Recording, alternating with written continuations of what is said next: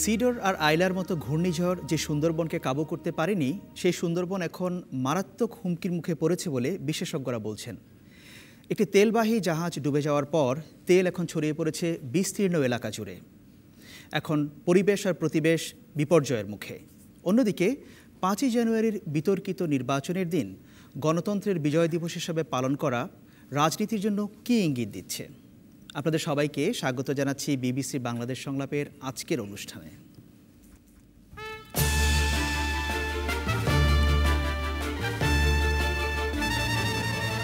আজ প্যানেলে আছেন প্রধানমন্ত্রীর অর্থনীতি বিষয়ক উপদেষ্টা ও আওয়ামী লীগের উপদেষ্টা মণ্ডলীর সদস্য ডক্টর মশিউর রহমান, বিএনপির ভাইস চেয়ারম্যান ও সাবেক মন্ত্রী আবদুল্লাহ আল নোমান, ঢাকা বিশ্ববিদ্যালয়ের অধ্যাপক আমেনা মহসিন এবং থিয়েটার অ্যাক্টর, ডিরেক্টর ও পারফরমেন্স আর্টিস্ট ঋতু সত্তার।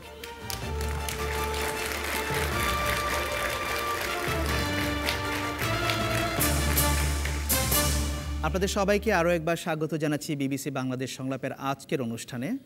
এবং এই অনুষ্ঠানটি আমরা করছি ঢাকায়। এই অনুষ্ঠানে যে প্রশ্নগুলো আসবে সেগুলো সম্পর্কে প্যানেলিস্ট যারা আছেন তাদের এখনও কোনো ধারণা নেই। দর্শকরা যখন প্রথমে এই প্রশ্নটি করবেন তখনই ওনারা জানতে পারবেন। যাই হোক, প্রথম প্রশ্ন করবেন নাদিরা উমামা রাবু। সুন্দরবনের একটি নদীতে তেলবাহী জাহাজ ডোবার পর পরিস্থিতি সামাল দেওয়ার ক্ষেত্রে কর্তৃপক্ষ যথাসময়ে প্রয়োজনীয় ব্যবস্থা নিতে পেরেছে বলে কি আপনারা মনে করেন? ধন্যবাদ আপনাকে। এটা নিয়ে ব্যাপক উদ্বেগ দেখা দিয়েছে। সুন্দরবন মারাত্মক বিপর্যয়ের মুখে পড়েছে। দেশি বিদেশি গণমাধ্যমে ব্যাপক আলোচনা হচ্ছে। আমেনা মহসিন, প্রয়োজনীয় ব্যবস্থা কি নেওয়া গেছে যথাসময়ে? ওনার প্রশ্ন ছিল সেটি। না, আমি মনে করি প্রয়োজনীয় ব্যবস্থা নেওয়া যেতে পারেনি। যদি পারা যেত তাহলে আজকে এই অবস্থা হতো না। এবং আমরা যেটা লক্ষ্য করছি এখানে আপনি এখানে যে প্রশ্নটাকে আমি যদি দুভাগে উত্তরটা দিতে পারি। প্রথমে যদি আপনি যেটা সরাসরি প্রশ্ন করেছেন নিতে পেরেছি কিনা, আমি মনে করছি পারা যায়নি। এবং আমরা আরও লক্ষ্য করছি যে বলা হচ্ছে যে যারা স্থানীয় ওখানকার জনগণ আছে তাদের হাতে ছেড়ে দেওয়া হচ্ছে এবং যে তেল পাওয়া যাচ্ছে তারা যেন ওটা বিক্রি করে, সেটা তাদের জন্য লাভজনক হবে। আমি বরঞ্চ বলবো যে এই ধরনের একটা পরিস্থিতিতে আমরা আসলাম কি করে, সেটা একটা বড় প্রশ্ন। এবং এখানে ব্যবস্থা নিতে আমরা পারিনি কেন? ব্যবস্থা নিতে পারিনি কারণ যেই জায়গাটায় তেলটা পড়েছে সেটা একটা সেন্সিটিভ জায়গা এবং সেখান দিয়ে এ ধরনের নৌযান চলাচল করার কথাই ছিল না। এবং নৌযান যখন চলাচল করছে তার আগেই ব্যবস্থা নেওয়া উচিত ছিল যে যদি এই পার্টিকুলারলি এই মৌসুমে যখন কুয়াশা থাকে তখন আমাদেরকে আগেই সেফটি মেজার্স নিয়ে নেওয়া উচিত ছিল। আমরা দেখতে পাচ্ছি ওখানে যেটা আমরা শুনতে পাচ্ছি যে এটা একটা ইমার্জেন্সি মেজার ছিল, একটা টেম্পোরারি ব্যাপার ছিল, ঠিক কিন্তু সেরকম না। যারা পরিবেশবাদীরা ওখানে গেছেন তারা এসে রিপোর্ট করেছে যে ওখানে একটা সাইলো তৈরি করা হয়েছে এবং আমরা জানি রামপাল পাওয়ার প্ল্যান্টের কথাও আমরা জানি যে ওখানে নির্মাণ করা হবে। সো এই সমস্ত আমরা যদি চিত্রটা মাথায় রাখি তাহলে আমাদের কাছে খুব স্পষ্ট হয়ে যাবে যে এখানে দিয়ে যেখানে চলাচল করার কথাই না একটা সেন্সিটিভ জায়গা, ওখানে একটা আমরা জানি ডলফিনের আপনি সেটা বলেছেন যে সেন্সিটিভ এরিয়া, যে জায়গাটাতে এটা ঘটেছে। হ্যাঁ, এবং ফাইনালি হচ্ছে যে আপনি মনে করছেন যে সরকার এটাতে ঠিক যথাসময় ব্যবস্থা নিতে পারেন এবং ব্যর্থ হয়েছে। বিষয়টা তো তাই। সেটা ব্যর্থ হয়েছে, কিন্তু আমি সেটাও মনে করছি। এবং তার চেয়ে আমার কাছে যেটা গুরুত্বপূর্ণ সেটা হলো যে সেন্সিটিভ এরিয়াস এবং যেখানে এটা চলাচল করার কথা না সেখানে তো প্রথম থেকেই আমাকে সেফটি মেজার্স নিয়ে রাখতে হবে। ধন্যবাদ আমিনা মহসিন আপনাকে। একটু দর্শকদের মতামত নেই। শুরুতেই পেছনের দিকে একজন। আচ্ছা ম্যাম, আপনি বললেন যে জেনারেল পাবলিক যারা আছে তারা এই তেলটা রিমুভ করার ট্রাই করছে। এখন এতে তারা অর্থনৈতিকভাবে ঠিকই লাভবান হচ্ছে, কিন্তু তাদের অনেক আমরা জানি যে ফার্নেস অয়েলটা কার্সিনোজেনিক, তো তাদের অনেক হেলথ রিস্ক থাকতে পারে। সো যদি থাকে এতে কি আমাদের কোনো what do you have a plan against to fight this? ধন্যবাদ আমিনা মহসিন। খুব দেখুন, এটা আমি বলিনি, এটা আমি বলছি যে আমি দেখছি যে সরকারের মহল থেকে বলা হচ্ছে, আমলাদের তরফ থেকে বলা হচ্ছে।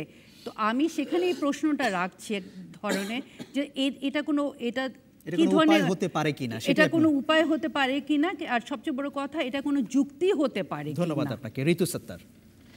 আমার কাছে থ্যাংক ইউ। তার আগে আমার কাছে আসলে একটা খুব অবাক লেগেছে যে সাচ ইনোভেটিভ ওয়ে যে মংলার চেয়ারম্যান, আমি শুনিনি, ফেসবুকে আমার একটা ফ্রেন্ড পোস্ট দিয়েছেন, আমি সেখানে দেখলাম মংলার চেয়ারম্যান বলেছেন যে মাত্র 6 বছর হয়েছে পোর্টটা হয়েছে, সো আমাদের কাছে আসলে কোনো ইকুইপমেন্টস নাই, যা যা লাগে স্পঞ্জ অ্যান্ড দেন ওই একটা ওই ছেঁকে তোলার জন্য একটা মেশিন অ্যান্ড দেন আরেকটা মেশিন, 3-4টা মেশিন লাগে, তো ওগুলো আমাদের কাছে নেই। সো যেহেতু এখন একটা ঘটনা ঘটেই গেছে, সো নেক্সট টাইম যদি হয় তখনকার জন্য আমরা এখন জিনিসপত্র কিনবো। আপনার কি মনে হচ্ছে ধরুন এই জাহাজটা যখন ডুবলো তার খবর আসলো প্রায় 17-18 ঘন্টা পরে, সরকার জানতে পারলো আরও 24 ঘন্টা পরে, তো সবকে নিয়ে মনে হচ্ছে যে এক ধরনের উদাসীনতা, যে না ঠিক ডুবেছে কি আর করার আছে, এরকম একটা ব্যাপার? হ্যাঁ, আমার কাছে মনে হচ্ছে যে আমাদের গভর্নমেন্টের কাছে বোধহয় পরিবেশ অ্যান্ড হিউম্যান লাইভস এই দুটো জিনিস মনে হয় কামস লাইক 24 আওয়ার্স লেটার। আমার এরকম সবসময় মনে হয়, একটা লঞ্চ ডুবে তো মানুষ উদ্ধার হবে না, একটা জায়গায় তেলবাহী ট্যাঙ্কার একটা এত বড় একটা ম্যানগ্রোভ ফরেস্ট দিয়ে চলে যাবে, but we won't have like measures. তো আমার কাছে মনে হচ্ছে এই সব জিনিসই আমাদের কাছে মানে লেস প্রায়োরিটি। মানে আপনি মনে করছেন যে সরকারের যে রেসপন্স এটা অনেক দেরিতে এসেছে? অনেক দেরিতে। ধন্যবাদ। আরেকজন দর্শক দেখি বাঁ পাশে। ধন্যবাদ। আমি প্রফেসর আমেনা মহসিন ম্যাডামের কাছে আপনার মন্তব্যটি করুন। আমরা আর মন্তব্যটা হলো যে সরকার যে কি পদক্ষেপ নিতে পারত তা আপনি মনে করেন? আপনার কাছে কি মনে হচ্ছে কি নিতে পারতো? আমার কাছে মনে হয়েছে যে সরকার বন বিভাগের যারা আছে সবাই ছুটি বাতিল করেছে, তারপরে যারা যারা ওটার সাথে ইনভলভ তাদেরকে এবং এনজিও সংস্থা যারা আছে তাদেরকে সবাইকে বলছে যে যেভাবে হোক, যেহেতু এই ধরনের অভিজ্ঞতা সরকারের পূর্বে ছিল না, যার কারণে যেভাবে পেরেছে তাদেরকে উৎসাহিত করেছে। সরকারের পদক্ষেপে আপনি খুশি? না, আমি খুশি না, আরও দ্রুত ব্যবস্থা গ্রহণ করা উচিত ছিল। ধন্যবাদ আপনাকে। ডান পাশে মাঝামাঝি। এক্ষেত্রে নেভিকে কেন দায়িত্ব দেওয়া হলো না? মানে শুধু নৌবাহিনীর জাহাজ সেখানে গেছে, এটা হ্যাঁ, কিন্তু নানাভাবে এটা করা হচ্ছে, তার মধ্যে সেটা একটা অংশ। কিন্তু যে প্রশ্নটা এসেছে, ঋতু সত্তার এবং আমেনা মহসিন দুজনেই বলছেন যে সরকার প্রয়োজনীয় পদক্ষেপ নিতে দেরি করে ফেলেছে এবং সেই রকমভাবে জিনিসটা নিয়ে অত সিরিয়াস ছিল না। আপনার কি তাই মনে হয়? হ্যাঁ, সেরকমই মনে হয়, কিন্তু নৌবাহিনীকে যদি দ্রুত দায়িত্বটা দিত তাহলে হয়তো আরেকটু ভালো হতো আর কি। আচ্ছা, ধন্যবাদ আপনাকে। আব্দুল্লাহ নোমান। এক কথায় বলা যায় যে সরকার প্রয়োজনীয় ব্যবস্থা গ্রহণ করতে পারেনি। একটা বিষয় দেখতে হবে যে এটা কোনো টাইডাল ওয়েভে অথবা অন্য ঘূর্ণিঝড়ে এই জাহাজ বিধ্বস্ত হয়ে পড়ে যায় নাই, এটা সংঘর্ষ হয়েছে দুইটা জাহাজে। এই সংঘর্ষে যে জাহাজ ডুবে গেছে এবং ডুবে গিয়ে যে তৈলবাহী জাহাজ ডুবে আজকে যে একটা পরিবেশের ভারসাম্য নষ্ট করেছে, আমাদের ওয়ার্ল্ড হেরিটেজ সুন্দরবন, এটার উপরে শুধু আমরা না সারা বিশ্বও চিন্তিত, কারণ সবাইকে এটা এফেক্ট করে। তো এখানে আমি যেটা বলছিলাম যে এর পেছনে আমরা কি প্রিকশন আসলে নিতে পারতাম। ঘটনাটা যখন ঘটে গেল, হ্যাঁ, ঘটে যাওয়ার পরে নিতে পারতাম। যে প্রথমে যেটা দেখা যাচ্ছে, পত্রপত্রিকায় দেখেছি যে জাহাজটা তেলবাহী, সেই জাহাজটা তেলবাহী জাহাজ হওয়ার উপযুক্ত না। এবং এখানে ওই জাহাজের পেছনে যারা মালিক তারা এই ক্ষমতার অধিকারী কারো আত্মীয়, এবং সেজন্য এই ফরেস্ট ডিপার্টমেন্ট ওই পথে যাওয়ার বারণ করা সত্ত্বেও তারা সেটাকে কেয়ার করে নাই, ওই পথে গেছে এবং ওই পথে যাওয়ার কারণে সংঘর্ষটা হয়ে এই সমস্যা হয়েছে। এবং যেটা নেওয়া যেতে পারত সেটা এক কথায় আমি বলতে চাই যে আমাদের দেশে রানা প্লাজাতেও একটা এক্সপেরিয়েন্স আছে আমাদের, যে বিদেশিরা বলেছিল যে আমরা আসি। এখন কোনো চিন্তা না করে, যেহেতু কোনো ইনফ্রাস্ট্রাকচারাল সুবিধা নাই, সেহেতু প্রথম দিনেই উচিত ছিল যে বিদেশি কোনো এক্সপার্টিস যারা তাদেরকে ডাকা এবং তাদের মাধ্যমে এটা পরিকল্পনা করে সে কিভাবে সমস্যার সমাধানটা করা যায় সেটা দেখা। সেই দেখাটা সেই সিদ্ধান্তটা সরকার নেয় নাই। এটা আমি ব্যর্থতার মধ্যে প্রথম ব্যর্থতা মনে করি। সরকারের সামর্থ্যের ঘাটতি আছে এই ব্যাপারে। সামর্থ্যের ঘাটতিও আছে, সামর্থ্যের ঘাটতি পুরোপুরি আছে। এবং এখনো পর্যন্ত আপনি আজকের পত্রিকা গতকালকে যদি দেখেন তাহলে সেখানে আলোচনায় দেখছেন এক একজন এক এক ধরনের মতামত বক্তব্য দিচ্ছে এবং সে সমস্যার সমাধানে আপ্রাণ চেষ্টা করছে, কিন্তু ধানের কলে তো আটা হয় না। ধন্যবাদ আপনাকে আব্দুল্লাহ আল নোমান। আপনি বিদেশি সাহায্য নেওয়ার কথা বলছেন। যতদূর জেনেছি এরই মধ্যে ব্রিটেনের একটি কোম্পানি তারা সরকারকে বলেছে যে তারা এই বিষয়টা তেল অপসারণের কাজে সহায়তা করতে চায় এবং সরকার সেটা ভাবছে, এমনটাই নৌ পরিবহন মন্ত্রী জানিয়েছেন। যাই হোক, পরিবেশ এবং পরিবেশগত ঝুঁকির কথা আমেনা মহসিন, আব্দুল্লাহ আল নোমান আপনারা বললেন, দর্শকের দিক থেকেও আসলো। এই সংক্রান্ত একটা প্রশ্ন আছে যে পরিবেশ সংরক্ষণের বিষয়ে, আমি সেই প্রশ্নটি আগে নেই, এরপরে ডক্টর মশিউর রহমান আপনার কাছে আসব। সেই প্রশ্নটি করবেন গুলনাহার বেগম। পুরো বিশ্বে পরিবেশ রক্ষাকে যখন একটি গুরুত্বপূর্ণ বিষয় হিসেবে দেখা যাচ্ছে, তখন সুন্দরবনে তেলবাহী জাহাজ ডুবির ঘটনা কি এটা জানাচ্ছে না যে বাংলাদেশের সরকার পরিবেশ সংরক্ষণে উদাসীন? ধন্যবাদ আপনাকে। দেশে বিদেশে যখন এত আলোচনা হচ্ছে, কিন্তু বাংলাদেশের সরকার কি এটাতে উদাসীন, এরকম একটা ভাব কি দেখা যাচ্ছে? ডক্টর মশিউর রহমান। দুর্ঘটনা নৈমিত্তিক জিনিস নয়, এটা সবসময় ঘটলেই তার সাথে সাথে যে ইন্টারভেন করা সম্ভব হয় তাও নয়। দুর্ঘটনার এর ফলে যেটা হয়েছে এই এলাকাতে যে জলজ প্রাণী তাদের একটা হুমকি আছে, আর পানিতে তেল ছড়িয়ে গেলে গাছের প্রতি হয়তো একটা হুমকি আছে। সেখানে যাদের এই বিষয়ে বৈজ্ঞানিক প্রযুক্তিগত জ্ঞান আছে সেই জ্ঞানটাকে অবশ্যই ব্যবহার করতে হবে। আর দ্বিতীয়ত হলো যে প্রশ্ন রয়েছে বাংলাদেশ কি মানুষের জীবন, পরিবেশ ইত্যাদির প্রতি উদাসীন কিনা। আমার মনে হয় এটা বোধহয় সরকারের প্রতি একটি বৈরীভাবের থেকে এরকম মনোভাব সৃষ্টি হয় যে সরকার বোধহয় এগুলোকে দিকে নজর দেয় না, সেজন্য হয়। দুর্ঘটনা সব জায়গাতেই হয়। আমি যেমন বলতে পারি যে আমেরিকাতে ব্রাজিল উপকূলে তেল উঠাতে যে এই সময়ের গত 50-60 বছরের সবচেয়ে বড় বিপর্যয় হয়েছিল, সেখানে ইন্টারভেন করে আস্তে আস্তে অবস্থার উন্নতি হয়েছে। ডক্টর রহমান, একটি বিষয় আপনি আবার বলবেন, আমি আপনার কাছে আসি। আমি শেষ করি না, আপনি শেষ করবেন, আপনার কাছে আসছি। এই রুটটা নিয়ে একটা আপত্তি তোলা হয়েছে। আমি শেষ করছি যে এই রুটটা ব্যবহৃত হচ্ছে চট্টগ্রাম থেকে তেল নেওয়ার জন্য। এটা ব্যবহৃত হচ্ছে কারণ চট্টগ্রামে আমাদের একমাত্র শোধনাগার আছে। ফেসবুক সম্পর্কে একটা কথা উঠেছে, আমি ফেসবুক নিজে ব্যবহার করি না বলতে পারি না, কিন্তু ফেসবুকের একটা বিভিন্ন আলোচনা থেকে এটা মনে হয় সে হলো যে হুইসপারিং রিউমার্স এর একটা ইনস্ট্রুমেন্ট হয়ে গেছে। কারণ একজন আরেকজনকে জানাচ্ছে, প্রকাশ্যে আসছে না। পাবলিক ইন্টারেস্ট যেখানে আছে সেখানে যদি কারো কিছু বলার থাকে সেটা পাবলিকলি বলা ভালো। যেমন এখানে ফেসবুক একটা পাবলিক ফোরাম, অনেকেই সেখানে মতামত দিচ্ছেন এবং তারা যে মতামতগুলো দিচ্ছেন পত্রিকার ছবি দেখে দিচ্ছেন, পত্রিকার রিপোর্ট দেখে দিচ্ছেন। সেটাই বলছি যে পাবলিক যদি কিছু আজকে যেমন এখানে বলছেন সেটা সম্পর্কে দ্বিমত প্রকাশ হতে পারে, অন্য একটা মত প্রকাশ হতে পারে, কিন্তু ফেসবুকে এই মতটা নিজেদের মধ্যে ঘোরাঘুরি করে। এবং আমার মনে হয় যে ফেসবুকে দোহাই দিয়ে কাউকে দোষ দেওয়া বা গুণকীর্তন করা এটা বোধহয় সঠিক নয়। এবং এটা যে সমাধান, সে সমাধানটা হলো যাদের প্রযুক্তিগত জ্ঞান আছে সেটাকে ব্যবহার করে এটাকে সমাধান। ডক্টর রহমান, খুব সংক্ষেপে বললেন, আব্দুল্লাহ বলছেন যে এই ঘটনা তো ঘটেই গেল, এখন এটাকে মোকাবেলা করার জন্য বাংলাদেশের একটা সামর্থ্যের ঘাটতি আছে এই তেল অপসারণ করা প্রযুক্তিগত দিক থেকে। আপনি কি সরকারের একজন প্রতিনিধি হিসাবে সেটা মনে করেন যে আসলে সরকারের ঘাটতি আছে? সরকার কি এটা স্বীকার করে?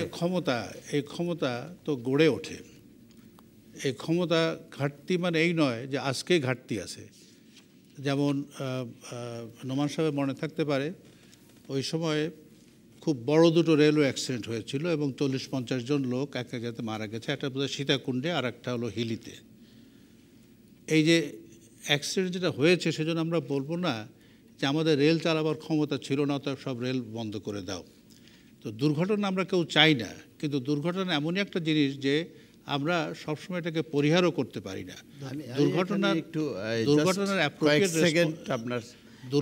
অ্যাপ্রোপ্রিয়েট রেসপন্স হলো যে আমরা এটা মোকাবেলার জন্য আমি প্রস্তুত থাকব। আমি কয়েক সেকেন্ড আপনার এই বক্তব্যের এটা করতে, সেটা হচ্ছে আমাদের সক্ষমতা আছে কি না সামগ্রিক সব কিছু মিলিয়ে পরিবেশের যে সংকটটা দেখা দিয়েছে এখন যেভাবে দেখছি আমরা পত্রপত্রিকায় এবং বিভিন্নভাবে, সেটা বাংলাদেশের বর্তমান যে আমাদের যা কিছু অবকাঠামোগতভাবে বা অন্যান্যভাবে যে এরকম অবস্থায় আছে, সেটা আমরা এই যে এত সমস্যা টেলিভিশনে দেখছি, তারপর এমনি আলোচনায় দেখছি, সেগুলো আমি এক কথায় সেজন্য বলেছিলাম, অন্য কোনো সমালোচনা না, যে এটা আমাদের পক্ষে সম্ভব না। এখন কি একটা উদাসীনতা আছে যে সরকারের, যে এই পরিবেশ নিয়ে এত গুরুত্ব পাচ্ছে না? সরকারের উদাসীনতা যেমন আমাদের ডক্টর মশিউর রহমান সাহেব তিনি এখনই তো বললেন যে আমরা অর্জন করছি ধীরে ধীরে, কিন্তু এটা আসলে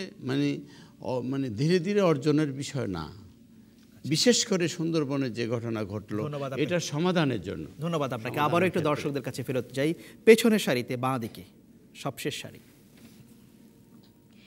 আমরা তো সিনেমাতে অনেক দেখি যে মুখোমুখি দুটো বাসের সংঘর্ষ হচ্ছে, কিন্তু এটা মূলত হত্যাকাণ্ড। তো এই যে জীববৈচিত্র্যের এত বড় একটা ক্ষতির সম্মুখীন আজ আমাদের বাংলাদেশ, তো এটা কি নিছকই দুটো জাহাজের মধ্যে সংঘর্ষের ফলে হয়েছে, নাকি এর পেছনে রয়েছে কোনো পরিকল্পিত অপরাধ? আমার অর্থনৈতিক বিষয়ক উপদেষ্টার কাছে প্রশ্ন, এ সম্পর্কে কোনো মালিক কর্তৃপক্ষের বিরুদ্ধে কোনো পদক্ষেপ নেওয়া হয়েছে কিনা? ডক্টর রহমান, আপনার কাছে আবার আসবো যে মালিক কর্তৃপক্ষের বিরুদ্ধে কী ব্যবস্থা নেওয়া আছে। আরেকবার একটু দর্শকদের আরেকজনের মাঝখানে তৃতীয় সারিতে। এই জাতীয় সমস্যা আমাদের যদিও প্রথম, কিন্তু এটার জন্য কোনো ব্যবস্থা সরকারের ছিল না, এটা প্রমাণিত। আবার ভবিষ্যতে এই জাতীয় সমস্যার সমাধানের জন্য কী করণীয় সেটার কোনো ব্যবস্থা গ্রহণ করছে না, সেটাই প্রমাণিত। তারপর থার্ড হচ্ছে গিয়ে সরকার এটার দায় দায়িত্ব অথবা তার প্রাসঙ্গিক দলগত দায় দায়িত্ব এড়াতে পারেন না, কারণ গার্মেন্ট শিল্পে যেরকম বারবার আগুন পোড়ানো ঘটনা ঘটছে, এই জাহাজ শিল্পে কি এই জাতীয় ঘটনা বারবার ঘটতে থাকবে এবং দায় দায়িত্ব কি আপনারা এড়িয়ে যাবেন? ধন্যবাদ আপনাকে। আবার প্যানেলে ফিরে আসে আমেনা মহসিন। দ্বিতীয় প্রশ্ন নিয়ে জেনে করেছেন, সরকারের কি উদাসীনতা দেখা যাচ্ছে যে পরিবেশটা গুরুত্ব পাচ্ছে না? আসলে দেখুন, এখানে আমি শুধু এই সরকারের কথা বলবো না, আমার মনে হয় এটা আমাদের রাষ্ট্রেরই একটা চরিত্র হয়ে দাঁড়িয়েছে, যেখানে আমরা যখন উন্নয়নের কথা বলছি সেখানে আমরা উন্নয়ন বলতে কি বুঝাচ্ছি আমাদের কাছে ঠিক সাধারণ জনগণের কাছে সেটা বোধগম্য নয়। এবং আমরা মনে করছি রাস্তাঘাট নির্মাণ করলেই কিংবা ঢাকা শহরকেই একটা যেটাকে বলে কংক্রিট জঙ্গল তৈরি করে ফেললেই বোধহয় উন্নয়ন হয়ে যাচ্ছে। আপনারা একটু লক্ষ্য করুন, আমরা যখন ডেভেলপমেন্ট প্ল্যানিংয়ের কথা বলছি এবং আমাদের পররাষ্ট্রনীতির ক্ষেত্রেও দেখেন আমরা বারবার বলছি ইনফ্রাস্ট্রাকচার তৈরি হবে, রাস্তাঘাট নির্মাণ করা হবে, কিন্তু কতটুকু আমরা পরিবেশের কথা বলছি? আমরা গাছপালা নিয়ে কোনো চিন্তা ভাবনা করছি না। এটা বাংলাদেশের আমি মনে করি, আমি এই পার্টিকুলার ইনস্টেন্সটা তো একটা বড় উদাহরণ, কিন্তু আমার মনে হয় আমাদের ডেভেলপমেন্ট প্ল্যানিং, সুন্দরবনের ক্ষেত্রে যদি বলেন খুব একদম সংক্ষেপে। ডেফিনেটলি আমার মনে হয় যে এখানে একটা উদাসীনতা আছে এবং আমি এখানে রামপালের কেসটা সামনে নিয়ে আসবো। ধন্যবাদ আপনাকে। ঋতু সত্তার। সবচেয়ে বড় কথা হচ্ছিল গিয়ে বারবার রিপিট, মানে একই ঠিকই আছে, বারবার রিপিট হবে এবং তারপরে আমরা মেজার নেব যদি এটা ভাবি, স্পেশালি পরিবেশের ক্ষেত্রে ইট গেটস টু লেট। কারণ প্রতিদিন যদি আরও 100 মাইল যদি ক্রস করে ওই তেলটা, তাহলে 100 মাইল এলাকার ম্যানগ্রোভ ফরেস্ট আসলে ক্ষতিগ্রস্ত হয়। ইভেন নাইজেরিয়ার মতো একটা দেশে ওরা যত তাড়াতাড়ি মেজার নিয়েছে এবং তাড়াতাড়ি ওরা সেটাকে রিকভার করতে পেরেছে, আমরা আসলে আরও ফাস্টটা আসলে আমরা করতে পারতাম। আর সেকেন্ডলি আমি আসলে ডক্টর মশিউর রহমান যখন বলেছেন ফেসবুকের কথা, আমি জাস্ট একটু বলতে চাই, ফেসবুক পাবলিক ফোরাম, যেখানে প্রত্যেকের স্ট্যাটাস শেয়ার করতে পারে, প্রত্যেকের প্রোফাইলে ইন করতে পারে, and everyone shares their emotion. BD news 24 এর নিউজ একজন শেয়ার করছে, তার সাথে আসলে লিখে দিয়েছে I am so shocked, so it touches. যখন আসলে আমি আবার ওর স্ট্যাটাস যখন আমি শেয়ার করছি এবং আমি বলছি আই এম সো ওভারওয়েলমড, বলছেন এটা সবটাই গুজব না? না, never. I think all our parents, all government should be on Facebook. ধন্যবাদ, অনেক ধন্যবাদ। ডক্টর রহমান, আপনার কাছে আসি। একজন আপনার কাছে একটা প্রশ্ন করেছেন যে মালিকের বিরুদ্ধে কি ব্যবস্থা নেওয়া হচ্ছে? মালিকের বিরুদ্ধে আইনে যে ব্যবস্থা আছে সেটাই নেওয়া হবে না কেন? এখনো হয়নি। একটা মামলা হয়েছে। না, আমার মনে হয় যে আমাদের বোধহয় একটু স্পষ্ট হওয়া দরকার যে মালিককে আপনি যেই ধরতে পারবেন না, তার বিরুদ্ধে কোনো না কোনো একটা প্রমাণ তো দরকার হবে। সেই প্রমাণগুলো আপনাকে নিতে হবে এবং এর ত্রুটি কী ছিল সেটাও নিতে হবে। তাকে কাউকে যে বলতে হবে হ্যাঁ আমি দেখেছি মালিকের এই ত্রুটি আছে। আর পরিবেশ সম্পর্কে বোধহয় আপনারা একটা জিনিস জেনে রাখবেন যে অন্যান্য অনেক দেশের তুলনায় বাংলাদেশ পরিবেশ সম্পর্কে অনেক বেশি কাজ করেছে এবং সারা পৃথিবী মিলে প্রথম যে পরিবেশের জন্য টাকা ফান্ড তৈরি এটা বাংলাদেশ করেছে। ধন্যবাদ আপনাকে ডক্টর রহমান। আমি দর্শক শ্রোতাকে এখানে জানিয়ে রাখতে চাই, বিবিসি বাংলাদেশ সংলাপের উত্থাপিত বিষয়গুলো নিয়ে আপনারা আরও বিস্তারিত মতামত দিতে চাইলে বিবিসি বাংলার ওয়েবসাইট bbcbangla.com এখানে আপনারা মতামত দিতে পারবেন। আর আপনারা যারা ফেসবুক ব্যবহার করছেন, ফেসবুকে বিবিসি বাংলার পাতায় আপনার মতামত দেওয়ার সুযোগ আছে। একটি বিরতি নিচ্ছি, ফিরছি কিছুক্ষণের মধ্যে।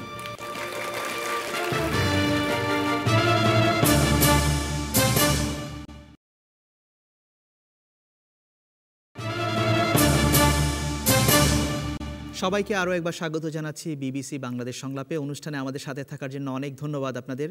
পরের প্রশ্নে যাচ্ছি। পরের প্রশ্ন করবেন আবুল হাসান সাব্বির। যে 5 জানুয়ারি জাতীয় সংসদ নির্বাচনে অর্ধেকেরও বেশি আসনের ভোটাররা ভোটই দিতে পারেননি, সেই নির্বাচনের বার্ষিকীতে গণতন্ত্রের বিজয় দিবস পালন করা কতটা যৌক্তিক? গণতন্ত্রের বিজয় দিবস পালন করা কতটা যৌক্তিক, এটা সরকারি দলের অনেক নেতার মুখ থেকে কথাটা শোনা যাচ্ছে এবং ক্ষমতাসীন আওয়ামী লীগ সিদ্ধান্ত নিয়েছে যে 5ই জানুয়ারি তারা গণতন্ত্রের বিজয় দিবস পালন করবে। কতটা যৌক্তিক ডক্টর মশিউর রহমান? প্রথমে আপনাকে, কারণ বিষয়টা আপনার জন্য খুবই প্রাসঙ্গিক। গণতন্ত্র সংবিধানের পরে নির্ভরশীল। কেউ যদি সে সংবিধানকে অস্বীকার করে আর অন্যরা যদি সে সংবিধানকে সংরক্ষণ করে, সংবিধানের পক্ষে যারা, তাদের নিশ্চয়ই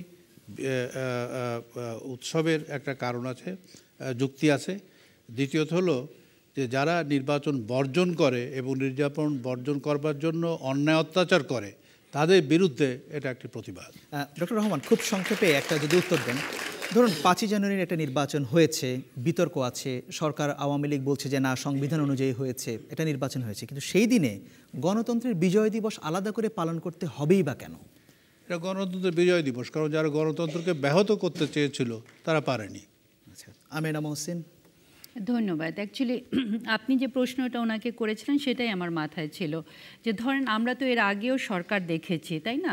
এবং সরকারের 1 বছর পূর্তি মানে সেই কনটেক্সটে আমরা হয়তো দেখেছি বিভিন্ন ধরনের অনুষ্ঠান, কিন্তু আপনি যে মুহূর্তে একটা বিজয় দিবস আপনি পালন করছেন তখনই কিন্তু আপনি দুর্বলতাটা প্রকাশ পেয়ে যাচ্ছে। এটা প্রমাণিত করে দিচ্ছে যে এখানে কোনো কিছুর ঘাটতি ছিল, এখানে জয় পরাজয়ের তো কোনো ব্যাপার না। এবং আপনি প্রতি পূর্ণ শ্রদ্ধা রেখেই আমি বলছি যে এমন একটা নির্বাচন যেখানে আমরা দেখলাম আজকে বাংলাদেশে আমরা যদি তাকাই, মানে অনেকটা মনে হয় কি একটা অনির্বাচিত নির্বাচিত সরকার আমাদের সামনে আছে। এবং আপনি না প্লিজ আমাকে একটু শেষ করতে দেবেন, কাইন্ডলি আমাকে শেষ করতে দেবেন। এটা এই শব্দ ব্যবহার সম্পর্কে আমার খুবই বড় রকম আপত্তি আছে। না আপনি থাকতে পারে, কিন্তু আমি একজন সাধারণ জনগণ হিসেবে প্লিজ আমার এটা বলার রাইট আছে। নির্বাচিত না এখানে যেখানে এখানে 100 অক্সিমরন। না আপনি যদি 155 জন এখানে বিনা প্রতিদ্বন্দ্বিতায় আপনারা নির্বাচিত হয়ে গেলেন, সেখানে তো আমি অন্য কথা কি বলবো, সেটা আপনার আপত্তি থাকতে পারে। আপনি আমার দেখেন, আমার এটা বাক স্বাধীনতা আছে, আমার কথা বলার অধিকার আছে। সেটা আপনি প্রশ্ন করবেন যে প্রতিযোগিতায় যায়নি কেন তাদেরকে, কারণ আমি আমার মতামত দিচ্ছি। দেখেন এখানে গণতন্ত্রের একটা পূর্ব শর্ত কিন্তু বাক স্বাধীনতাও, আপনি আমাকে সেই বাক স্বাধীনতা দিবেন কাইন্ডলি। আচ্ছা, আমি তারপরে যেটা বলছি, আপনি বলছেন সংবিধান রক্ষার কথা। সেই সংবিধান তো আপনারাই সংশোধন করেছিলেন এবং সেটা কিভাবে সংশোধন করেছিলেন সেটাও আমরা দেখেছি। তো আমরা এখানে তো জনগণ তো অন্ধ না। ধন্যবাদ আমিনা মহসিন। আবারও একটু দর্শকদের কাছে ফেরত যাই, পেছনের দিকে একজন, পেছনের সারিতে। প্র্যাকটিক্যালে জনগণের মাঝখানে যে 100% ভোটের ভিতরে 5% ভোট কালেক্ট হয়েছে, কোনো সেন্টারে কুকুর গিয়েছে, মানুষ যায়নি। সেই নির্বাচন যদি গণতন্ত্রের বিজয় হয়, তাহলে গত কিছুদিন আগে পটুয়াখালীতে দেশনেত্রী বর্তমান প্রধানমন্ত্রী বলেছে 2041 সালের ভিতরে বঙ্গবন্ধুর সোনার বাংলা উপহার দিতে চায়। তাহলে এইটাই কি বঙ্গবন্ধুর স্বপ্ন ছিল?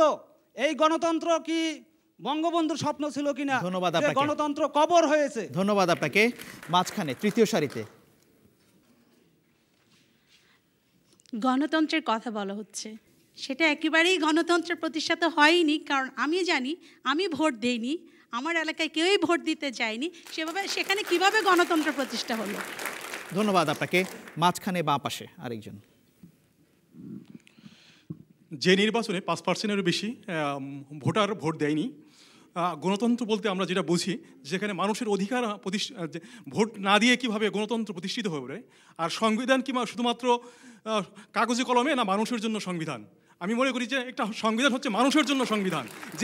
যে সংবিধানে মানুষকে ভোট দিতে দেয় না, সে কোনো সংবিধান আমাদের জন্য দরকার নেই। আমি চাই 5ই জানুয়ারি যে বিজয় দিবস পালন করা হচ্ছে, জাতির কাছে একটা তামাশা ছাড়া আর কিছুই নয়। ধন্যবাদ আপনাকে। আব্দুল্লাহ নোমান, খুব সংক্ষেপে যদি জবাব দেন। আপনি আমার গণতান্ত্রিক অধিকার খর্ব করবেন না। আপনার গণতান্ত্রিক অধিকার খর্ব করছি না, সবাই কথা বলেছে, আপনিও বলছেন। আমি একটু এটা বলি যে আপনি নিজেই একটা প্রশ্ন করেছিলেন, সেটা হচ্ছে যে এই যে এখানে এই ঘটনায় মালিকের বিরুদ্ধে কোনো ব্যবস্থা গ্রহণ করা হয়েছে কিনা, না গেলেই ভালো। সে আমি সময় নেব না, আমার কথাটা বলবো। সেটা হচ্ছে যে পত্রিকায় দেখেছি এই মালিক একজন মন্ত্রীর শ্যালক, এবং আরেকটা দেখেছি যে জাহাজে করে তেল নেওয়া হয়েছে, সেই জাহাজ ওই তেলবাহী জাহাজের সংখ্যায় পড়ে না। ধন্যবাদ। এই প্রশ্নে আসেন, 5ই জানুয়ারি নির্বাচন, এই যে আওয়ামী লীগ বলছে গণতন্ত্রের বিজয় পালন করবে, আর এখানে ফিটনেস ছিল কিনা? আব্দুল্লাহ নোমান, আমি আপনাকে অনুরোধ করছি পিছনের প্রসঙ্গে আর যাবেন না, হাতে সময় খুবই কম। ঠিক আছে। গণতন্ত্রের যে কথা বলা হচ্ছে 5ই জানুয়ারি কথা, আসলে আমার এখানে যারা উপস্থিত দর্শক তারা বলে দিয়েছেন এটা একটা তামাশা, এবং এটা হলো কেন তার কথাটা আজকে আওয়ামী লীগের যুগ্ম সাধারণ সম্পাদক বোধহয় হানিফ সাহেব তিনি বলে দিয়েছেন এর উত্তরেই। তিনি বলেছেন যে নির্বাচন হওয়ার পরে আমরা একটু আশঙ্কিত ছিলাম, আমরা খুব এই আশঙ্কার দেখলাম যে এটা কেটে গেছে। এই কেটে যাওয়ার কারণেই আমরা এখন ওই গণতন্ত্র কি বলে এটা গণতন্ত্রের বিজয় দিবস পালন করছি, এবং তার মূল কারণ হলো যে আমরা যেটা আশা করেছিলাম যে এটা আসলে টিকাইতে পারবো না, সেটা টিকে গেল। মশিউর রহমান বলছে যে এই বিজয় 5ই জানুয়ারির, ওনারা যদি বিজয়ী হয় আপনারা কি তাহলে পরাজিত? না, এটা তো জয় পরাজয়ের বিষয় না। আমি এটা হলো যে যেখানে আমি ওনার পক্ষে বলবো, উনি আমার মন্ত্রী ছিলেন, কিন্তু আমি ওনার পক্ষে বলবো এটা পরাজয় নয়। কারণ যে খেলার মাঠে যায়নি সে পরাজিতও নয়, জিতাও নয়, কারণ সে ওই খেলার মধ্যেই নাই। ওরা গণতন্ত্রের যে খেলা, সেই খেলার মধ্যেই নাই, যে এটা হলো পরাজিত বা এটা হলো সাবজেক্টিভ কথা। মূল বিষয়টা হলো যে এদেশের মানুষ এই নির্বাচনে অংশগ্রহণ করে নাই, ভোট দেয় নাই। যেই সরকার এখন আছে সেই সরকার একটি সুষ্ঠু অবাধ নির্বাচন করবে এটা জনগণ আশা করে না, বিশ্বাস করে না। তাই জনগণ বলেছে যে আমরা এই নির্বাচনে অংশগ্রহণ করব না। এই যে 5ই জানুয়ারি একটা পার্লামেন্টারি ফর্ম অফ গভর্নমেন্টে, বহুদলীয় গণতান্ত্রিক ব্যবস্থায় যে নির্বাচনে জনগণের অংশগ্রহণ না করা, এটা কিন্তু বিশাল ব্যাপার। আপনাদের রিঅ্যাকশনটা কি হবে? সরকার তো বিজয় দিবস পালন করবে, আপনারা কি করবেন? আমরা তো এটা কালো দিবস হিসাবে মানুষ আখ্যায়িত করেছে, এবং সেই কালো দিবস হিসাবে এটাকে পালন করবে। ধন্যবাদ আপনাকে। দেখে আবার দর্শক সামনের সারিতে একজন। আমার প্রশ্নটি হচ্ছে 1990-এ যখন স্বৈরশাসন থেকে গণতন্ত্রের জাগরণ হয়, যখন সংগ্রাম হয় জনগণের এবং নূর হোসেনের মতো মানুষও রক্ত দেন, তখন গণতন্ত্রের বিজয় দিবস পালনের কোনো প্রয়োজনীয়তা অনুভব হলো না। আর বর্তমানে 2014 সালে এসে 5 জানুয়ারি কেন গণতন্ত্রের বিজয় দিবস পালিত হবে, সেটা আমার। ধন্যবাদ আপনাকে। পেছনের দিকে বা পাশে আরেকজন। আমি গণতন্ত্রের ন্যায্য যেটা আমি পাবো, আমি সেই গণতন্ত্রের আদায়ের জন্য, ন্যায্য পাওনাটা আদায়ের জন্য যদি আমি না যাই, তাহলে সেই গণতন্ত্র আমি কিভাবে আদায় করব? আজ 5ই জানুয়ারিতে মানুষ ভোট দিতে যাবে কিভাবে? বিএনপি হরতাল দিয়ে বোমাবাজি করবে, সন্ত্রাস করবে, মানুষ তো আতঙ্কে থাকে, আচ্ছা, মানুষ সবসময় আতঙ্কে থাকার কারণে মানুষ ভোট দিতে যেতে পারে না। আমেনা মহসিন একটা আমি আপনাকে একটা প্রশ্ন করি। আমেনা মহসিন বলছিলেন যে এই দিবসটা পালন করার মাধ্যমে ওনার মতে সরকারের দুর্বলতা প্রকাশ পাচ্ছে, তাই কি? না, দুর্বলতা প্রকাশ পাচ্ছে না। কেন দুর্বলতা প্রকাশ পাবে সরকারের? ধন্যবাদ, সরকার সঠিক স্থানে আছে। ধন্যবাদ আপনাকে। ঋতু সত্তার আমার কাছে মনে হয় কি যে এই সব সময় একটা কিছু করলাম যেটা ভয়াবহ কোয়েশ্চেন, তারপর সেটাকে সেলিব্রেট করলাম। এখন 5 জানুয়ারি নির্বাচন, ওই সময়ে যেভাবে যে পরিস্থিতিতে নির্বাচনটা হয়েছে, তারপর এখন এটাকে আবার উস্কে দিয়ে মানে এখানে সেদিন আবার উৎসব করতে হবে, এটা না করে আসলে আরও অনেক দিকে মনোযোগ দেওয়ার আছে এবং ছিল। আমার মনে হয় জেনারেশন নেক্সট ইজ হিয়ার, আমরা আসলে একদমই কানেক্টেড ফিল করি না এবং আমরা টায়ার্ড অফ সিইং দিস। আমরা আসলে দেখতে চাই আসলে আমাদের গভর্নমেন্ট ফেসবুকে এসে আমাদের সাথে কনভারসেশন করছে, আমাদের গভর্নমেন্ট সরাসরি আমাদের সাথে এই সুটেড বুটেড না হয়ে এই দুনিয়ার ট্রাফিক জ্যাম না করে রাস্তায় সরাসরি আমাদের সাথে ট্রাফিকে বসে আছে এবং গিয়ে সকাল 9টা থেকে 5টা পর্যন্ত নর্মাল একটা অফিস করছে, চলে আসছে। আপনার কাছে কি মনে হচ্ছে সরকার বিচ্ছিন্ন হয়ে গেছে? আমার কাছে বাংলাদেশের গভর্নমেন্টকে কোনোদিন কানেক্টেড মনে হয়নি। ধন্যবাদ আপনাকে। মশিউর রহমান। আমি জানি না উনি বাংলাদেশের গ্রামে যান কিনা, অফকোর্স চাই বাংলাদেশের গ্রামে উনি যান কিনা। যদি না যান, উনি যান সেটাই বলেছেন। না, উনি যদি না যান, আপনি বাংলাদেশের বিভিন্ন অঞ্চলের গ্রামে যে বেশ কিছুদিন কাটিয়ে আসেন, বাংলাদেশের লোক গভর্নমেন্ট এবং প্রশাসনের সাথে অত্যন্ত গভীরভাবে এনগেজড। কিন্তু উনি যেটা বলেছেন, কিছু সংখ্যক লোক আছে তারা অ্যালিয়েনেটেড হয়েছে, তাদের সাথে দেশের সম্পর্কটাই নাই, সেজন্য তারা সরকারের সাথেও সম্পর্ক অনুভব করেন না। ধন্যবাদ আপনাকে ডক্টর মশিউর রহমান। আমি দর্শক শ্রোতাদের এখানে মনে করিয়ে দেই, বিবিসি বাংলাদেশ সংলাপের আগামী অনুষ্ঠানগুলোতে আপনারা যদি অংশ নিতে চান তাহলে আপনি টেলিফোন অথবা SMS করতে পারেন 01-752-777-222 এই নম্বরটিতে। এছাড়া আপনি ইমেল করেও এই অনুষ্ঠানে অংশগ্রহণের জন্য অনুরোধ করতে পারেন। ইমেল করার ঠিকানা সংলাপ@bbc.co.uk। আরেকটি বিরতি নিচ্ছি, আশা করছি ফিরে এসে আপনাদের সাথেই পাবো।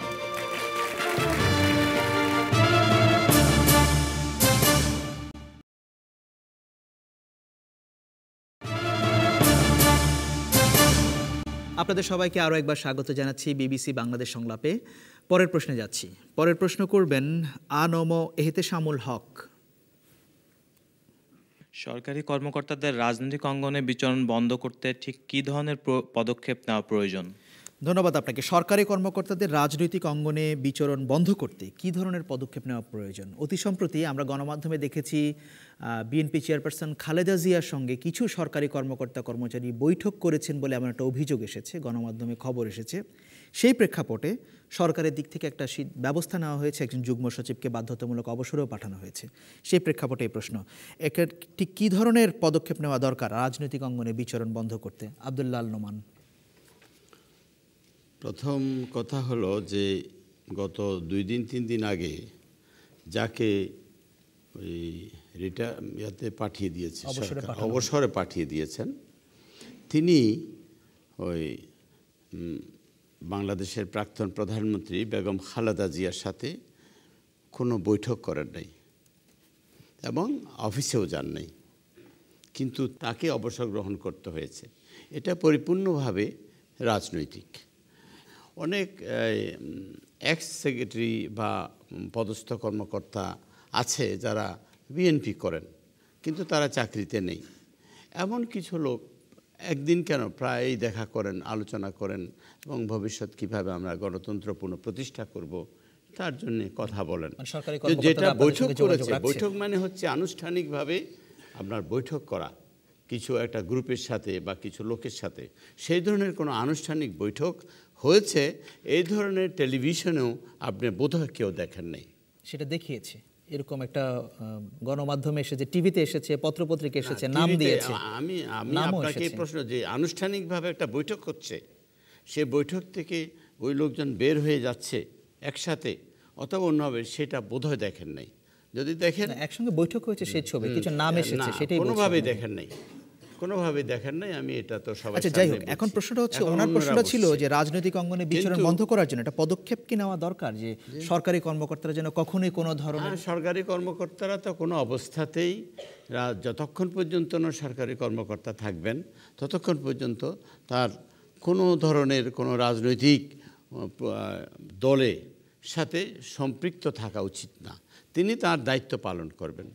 এবং আমার মনে আছে কিনা জানি না, ডক্টর মশিউর রহমান সাহেব, আমি যখন মিনিস্টার, তিনি সচিব ছিলেন আমার, এবং ওই যখন প্রেসিডেন্টের কাছে সব যাচ্ছিলেন, উনি কিন্তু যান নাই জনতার মঞ্চের কথা, জনতার মঞ্চের আগে তো উনি যান নাই।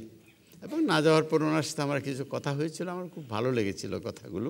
আজকে সেটা এখানে বলার বিষয় না, তবে আমি মনে করি যে নিরপেক্ষ থাকা দরকার, এবং যে গভর্নমেন্ট আসবে সে গভর্নমেন্টের যে পলিসি, সেই পলিসি ইমপ্লিমেন্টেশনে তার যে দায়িত্ব এবং রুলস অফ বিজনেসে তার যে করণীয়, সেগুলোই তিনি করবেন। এর বাইরে তিনি যাবেন না।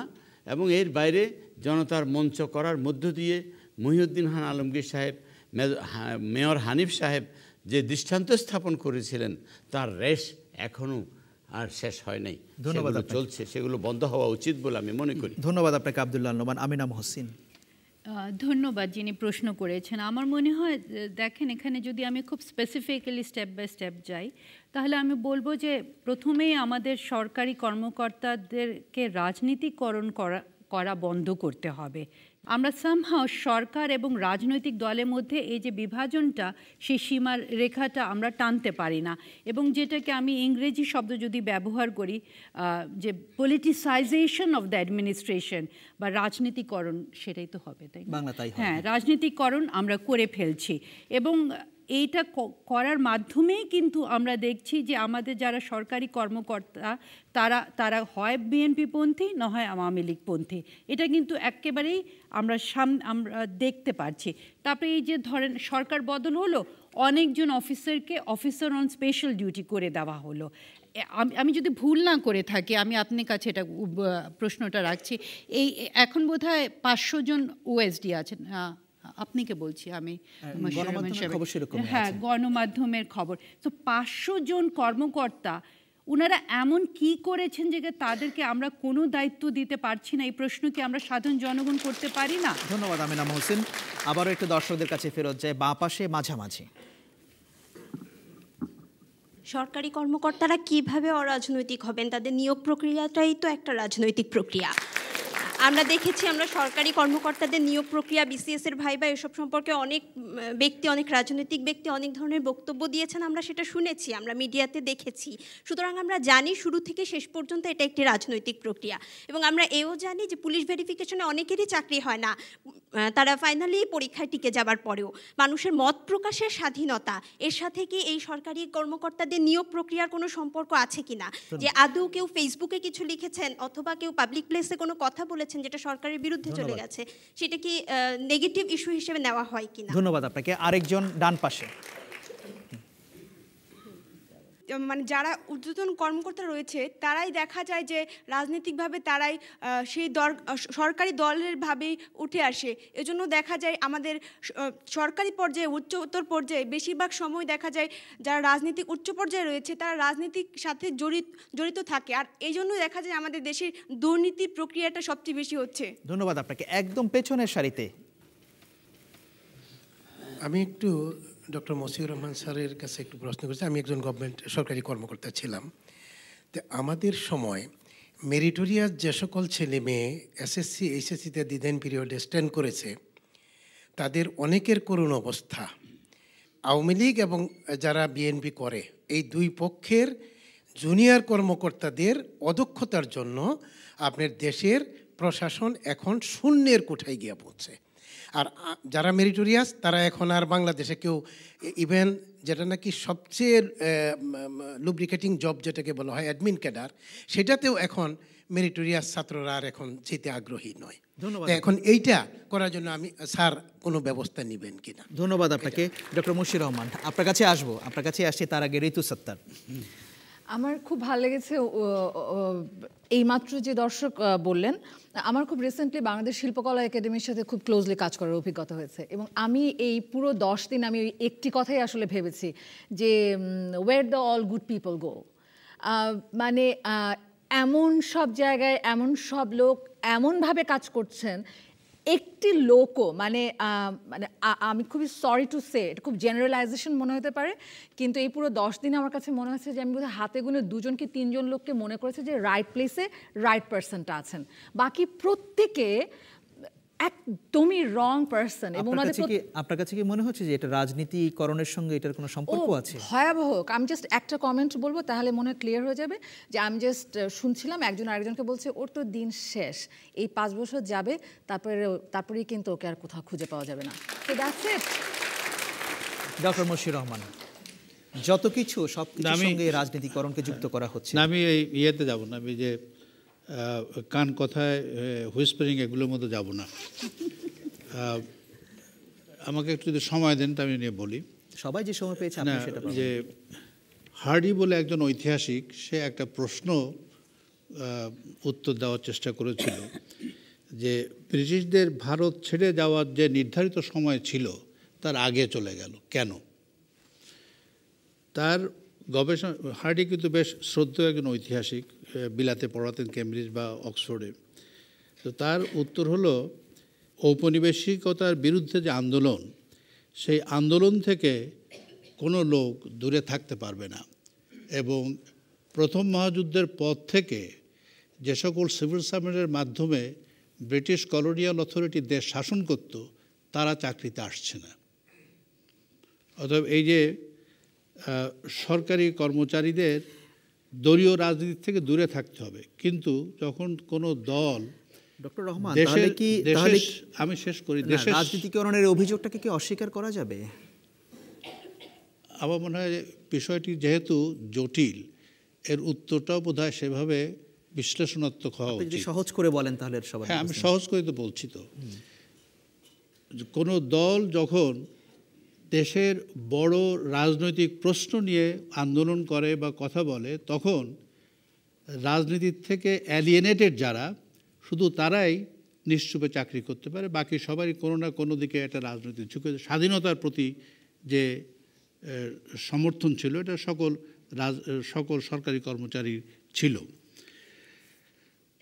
আর একটা যেটা এসেছে যে প্রক্রিয়াটা রাজনৈতিক, এটা বোধহয় এটা সহজ ভাবে বোঝার চেষ্টা, কারণ এরা পরীক্ষার মাধ্যমে আসে এবং পরীক্ষার মাধ্যমে আসার ফলে এটাকে যে রাজনৈতিকভাবে দল হিসেবে চিহ্নিত করে কাউকে নেওয়া হয়েছে এটা বলাটা বোধহয় সঠিক নয়।